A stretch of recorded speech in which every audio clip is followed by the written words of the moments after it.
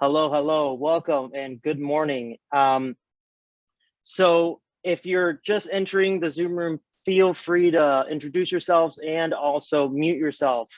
We're gonna get started here. So Bring It Home, for those of you that are new, is a legislative statewide campaign that is focused on passing um, universal housing vouchers.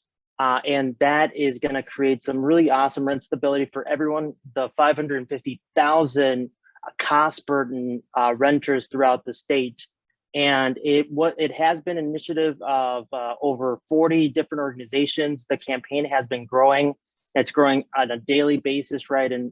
We feel so fortunate to be growing and expanding throughout the state.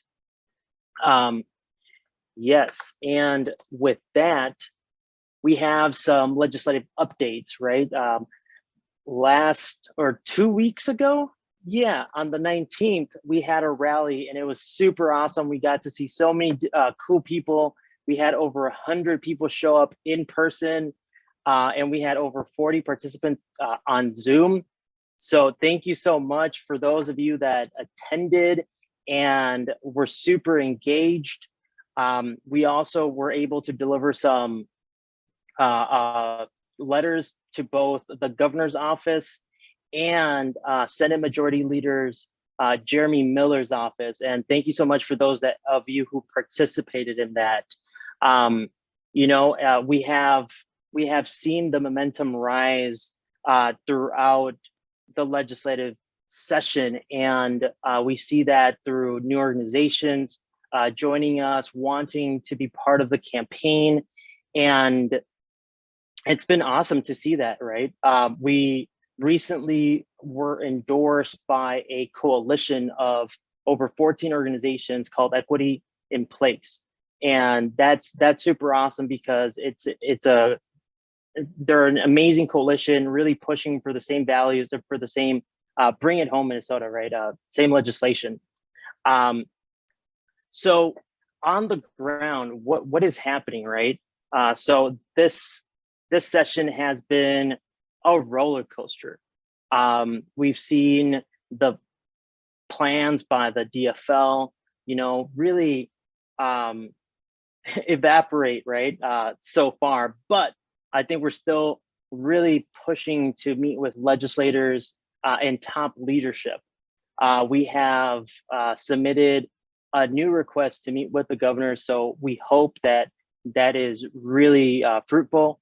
His administration is able to meet with us and really, talk how we can become better partners throughout the next session, right?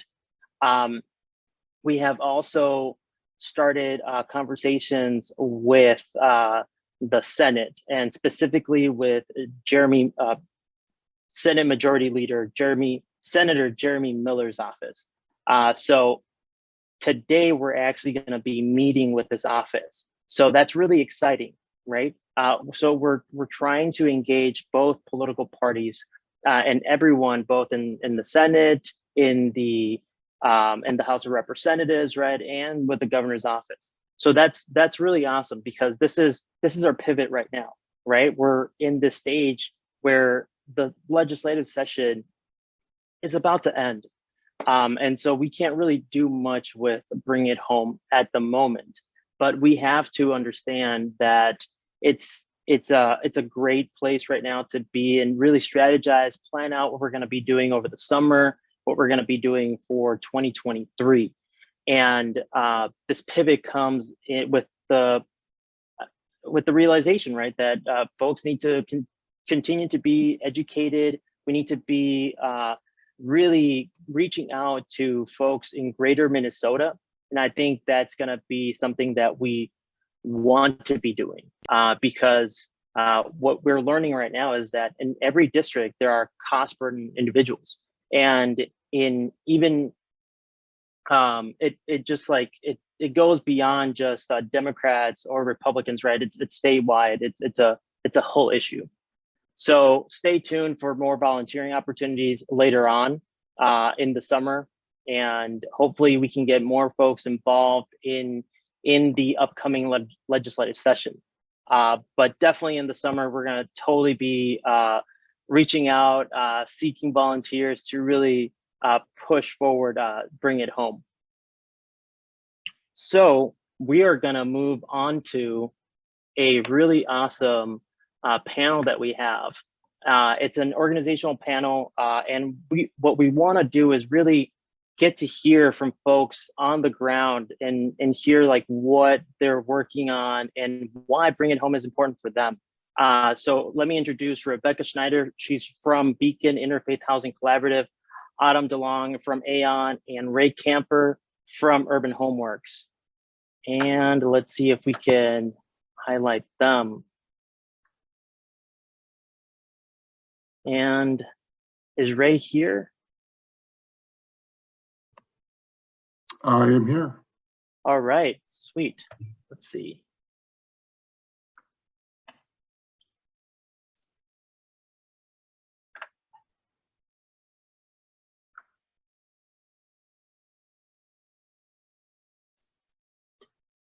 Are we on Spotlight? Do you folks?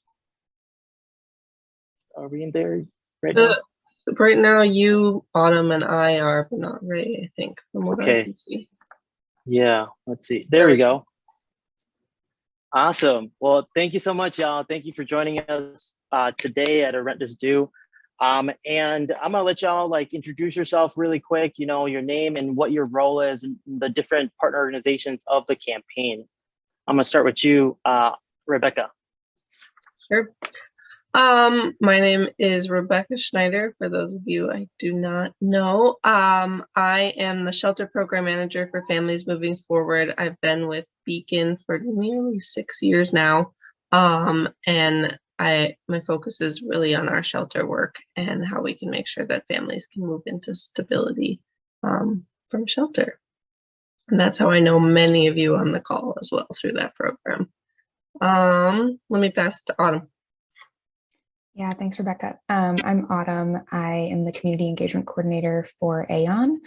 I do that work part-time. I started there 2 years ago, and I am also about to graduate from Union Theological Seminary in New York City with my master's degree. So I feel very tied to all of you religious folks in the room. And yeah, my work is really centered around how we can help our residents bring their stories to the larger community. So we do that through our own storytelling with our donors and our partners, and then also through a Resident Speakers Bureau doing legislative work. Right. Thank you, Ray. Good morning, everyone. I am Ray Camper. I am the Director of Equity and Engagement here at Urban Homeworks. And we're focused on providing equitable and affordable housing for residents in North and South Minneapolis, as well as St. Paul. Glad to be here. Thanks, y'all. Thanks, y'all. And good morning. So what has been your experience with helping, you know, residents and those experiencing like renters who are cost burdened or people that are experiencing housing instability, homelessness? Can you talk a little bit about that in your role and like how that has been for you folks? And yeah, Becca, you can start off. All right. Yeah, so I mean, in my role in the shelter, everyone really that we're seeing is someone who has a current experience with that housing instability with homelessness. And so because of that, there's usually a lot of things going on that have, you know, triggered this moment in this family's life. And I've actually had the opportunity to be able to work with our shelter both in North Minneapolis, as well as now our shelter in Scott and Carver counties. And so we've been able to really, you know, highlight that need that we're talking about here, that it's not just Minneapolis and St. Paul, it's not just this metro thing, but it's really all over our state. And we're seeing that in Scott and Carver counties right now. Jump in. Thank you. Yeah, I can add on to that a little bit. Aon is a really large organization. We have about 60 properties throughout the metro area, and they all have kind of different focuses. We have properties for seniors, we have properties for youth, we have properties for single mothers with children, and we have properties that are also kind of just generically labeled affordable housing, naturally occurring affordable housing. So people who just have a lower income than a lot of other people and need some place that can fit that income for them. And for people across those properties, I worked with one of our NOAA properties, or naturally occurring affordable housing properties, for about a year. And even those people who don't necessarily have a kind of a specific reason or a specific population that are being targeted for affordable housing have a need for kind of this foundational level of a subsidy or a rent assistance that can just help provide that foundation, so that they can thrive in all the other ways that we want them to be able to, whether that's through education for their children or other things as well. Yeah, that is so interesting. Thank you for that, Autumn. Ray, do you see that in some of the properties that Urban Homeworks manages and owns as well? I do, even though we kind of already have a very low rental rate. We recently did a forum regarding Bring It Home, and we found out that about 60% of our residents would be eligible for the subsidy. So people who aren't currently getting a subsidy would be eligible for it based on the income guidelines. And on average, about each household would be getting about $260 on average extra. And when we talked to folks, they said they would do everything from going back to school, not having to worry about having 2 or 3 jobs to maintain housing. So it would make a very big impact to our residents and to, I think, folks in general, just having that extra added protection regarding being able to pay rent.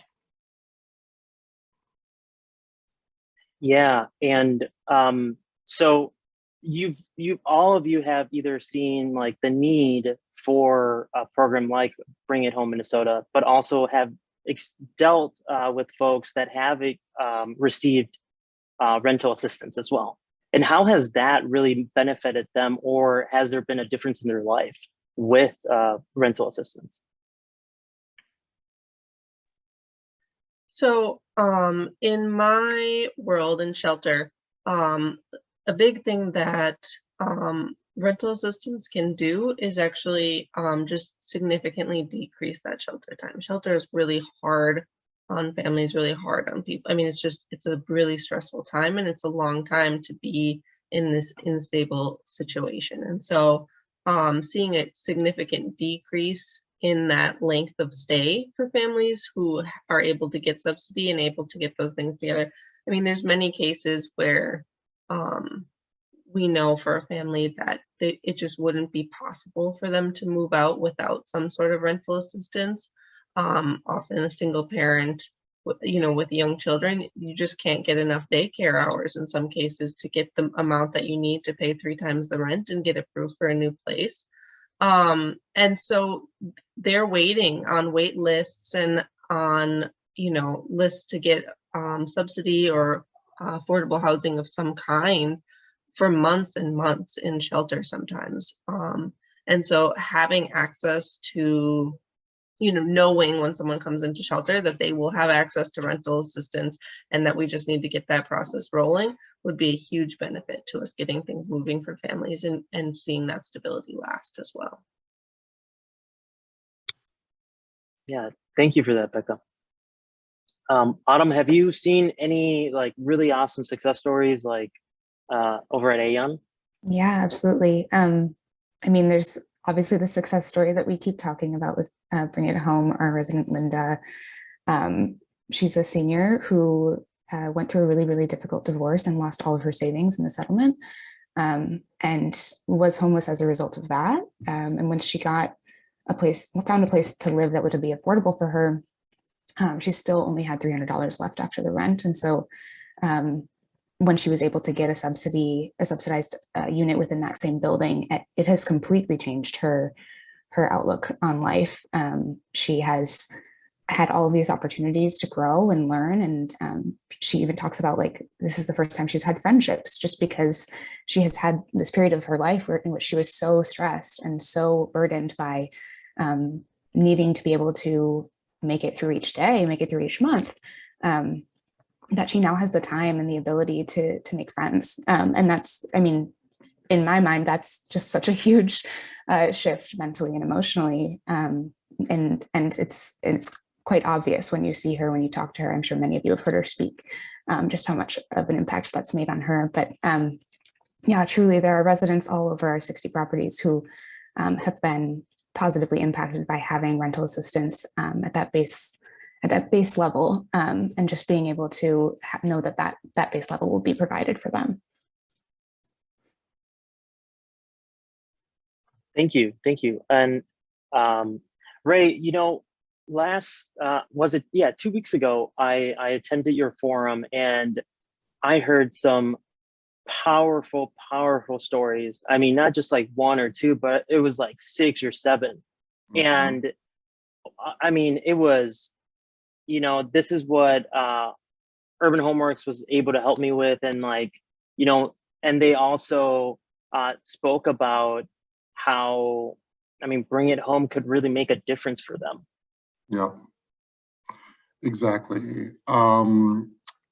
So not only have we heard from folks who like would benefit greatly from Bring It Home, but also we've heard from residents who've been on subsidies or currently on subsidies, either through Minnesota Assistance for Veterans, MACV, or the county or whatever.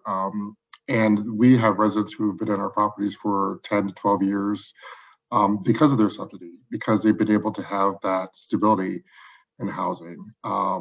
So that's another thing we've been seeing, as well as, and even in my previous positions and my previous occupations, I've seen that being able to have a subsidy, having that access, having that additional support for rent, really does increase the ability to maintain stable housing over the long term. So that's another thing I'm seeing and I'm encouraged by as well, is that not only will help people currently, but it'll help them down the road too.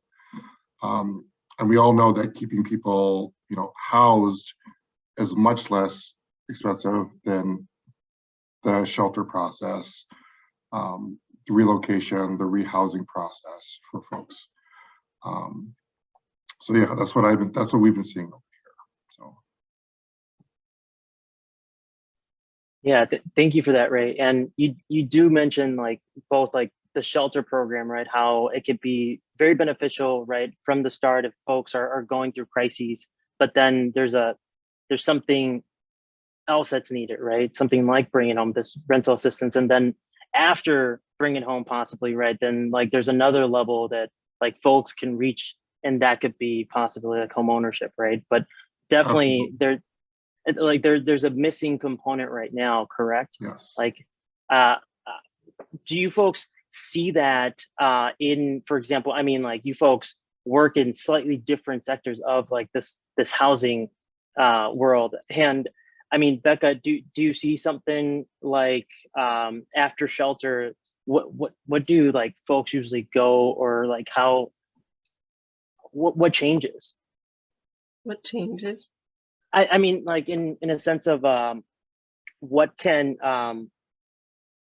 how beneficial is shelter, and then like beyond that, right? The next step of like being able to afford their rent after they're able to transition.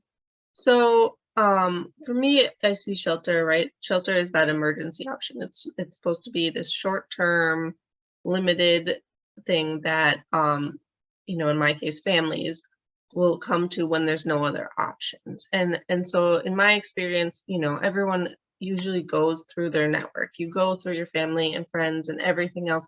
No one wants to come into shelter. It's not the ideal situation for any family in any situation. And so usually by the time families come to me, they've gone through those networks and gone through those options already, and now are coming into shelter, having nowhere else to go. And so for me, I think, you know, I want shelter to be as brief as possible for those families who are coming into the situation.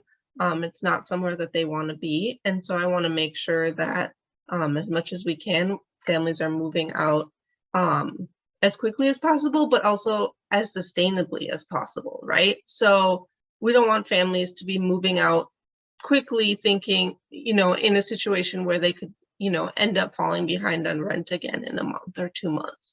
And so sometimes families are staying longer than they would like because we're waiting 3 and 4 and 5 months on some sort of rental assistance or something to make sure that we just have that little edge to make sure that this never happens again. Because we really want families to remain stable after leaving that program. But sometimes it can take some time to make sure that we get there. Yeah, thank you, Becca. What is usually the waiting period for folks to receive any type of assistance? I mean, do you have an idea about that? It can vary quite a bit. There's different priorities, right? So a veteran experiencing homelessness might get subsidy pretty quickly right now. So youth are prioritized in our continuum of care in our community. And so, excuse me.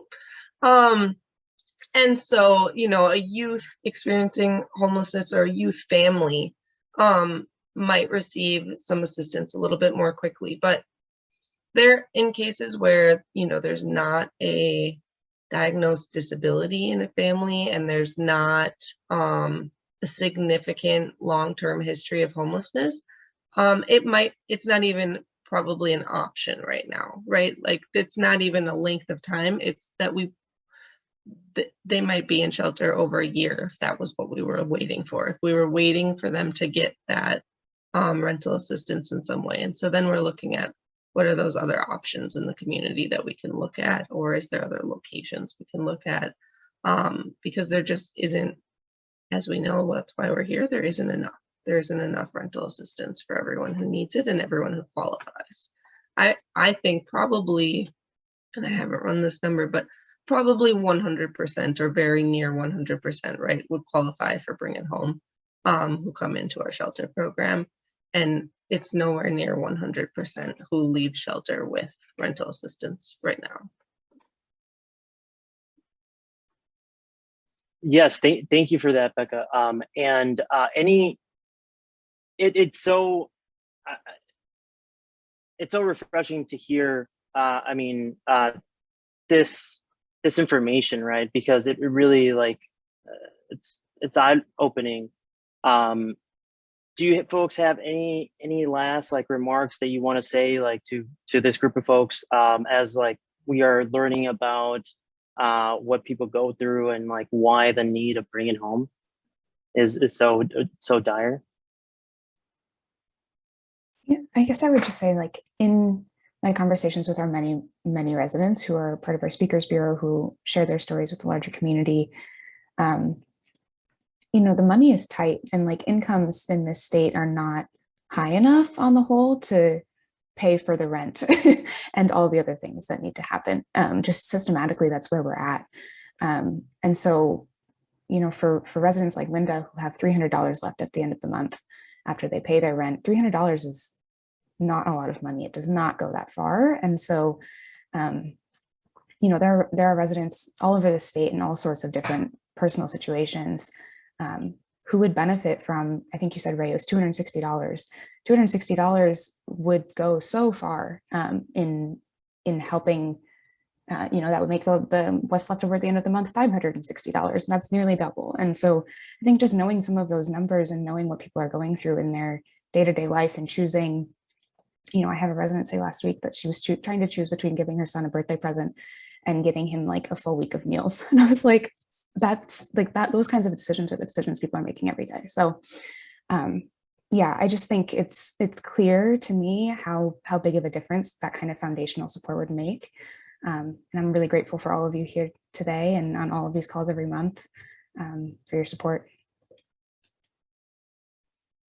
Thanks, y'all. And with that, we're going to end our panel today. Thank you so much for taking the time to be here, spending some time with us. And yeah, exactly. Yeah, virtual claps. And now I'm going to pass it to Ben, who's going to lead us through our action. Great. Well, thanks, Nestor, and thank you all for speaking. That was really powerful and really grounding, I think, to why we're on this call every month and to the urgency. this needs. There I am. Hopefully I'm on your screen here. So this month we are going to take action again, and we need to keep moving. So as Nestor said at the beginning of the call, Bring It Home is not moving forward this legislative session, but it is still really important that we take action today around this legislative session and around moving Bring It Home forward. So while Bring It Home is not moving forward, the House did propose a historic, really large housing budget. And it wasn't large enough to include Bring It Home, but it is really big and bigger. And if folks remember, housing budgets have passed around $200 million. This one's like 400 million, so it's much bigger. We need like $1 billion for Bring It Home. But getting the budget to go up and up and up will allow Bring It Home to happen over years forward. And so the House is proposing that. We know the governor supports it. And we want to get in greater relationship with the governor around Bring It Home. And so this month, the action alert, if you click on it, and I'm going to share my screen really fast here for you all, just to walk you through this. So if you click on the action alert in your chat today, or what you got in an email, you put in there, and the action today is very simple. We're going to call Governor Walz. And one thing I want everyone to note is that it's really great to call them when their office is open, and then you talk to this friendly operator, and they're open at 10 a.m. today. So if you want to take an hour break here, get some more coffee, and call at 10, that would be great. Here's the numbers, and then here's the message. And there's a lot on Bring It Home here, but the two big important things is supporting in negotiations, strong housing investments, and $400 million in housing infrastructure bonds. Those are the bonds Beacon helps get to build homes. And then we want the governor to meet with the Bring It Home Minnesota campaign. So these are the two actions to take today. If you're a member of Beacon, we'll have more action alerts on bonds later in the week, hopefully, because there's a lot to do on that urgently this session. But today, this is the most important thing. So I really hope everyone can give the governor a call and make sure to say this, deliver these two pieces. And that is the action today. So please do that. If you can do it after 10, that's even more powerful to talk to a friendly operator and let it be. And remember, the action link is in the chat, or it was emailed to you to get to the webpage I just showed you. Absolutely. Thank you so much for that, Ben. And thank you so much for Becca, Ada, and Ray for coming in today and really talking about your experience, right? You folks are leaders in this movement, and we thank you so much for taking the time this morning to really talk to our folks here at Rent is Due. And of course, thank you so much to everyone that was able to join us today and, you know, waking up early and like coming in and learning about housing and Bring It Home and how we're doing. So thanks, y'all, and have a great day. Make sure you call the governor's office. Take care.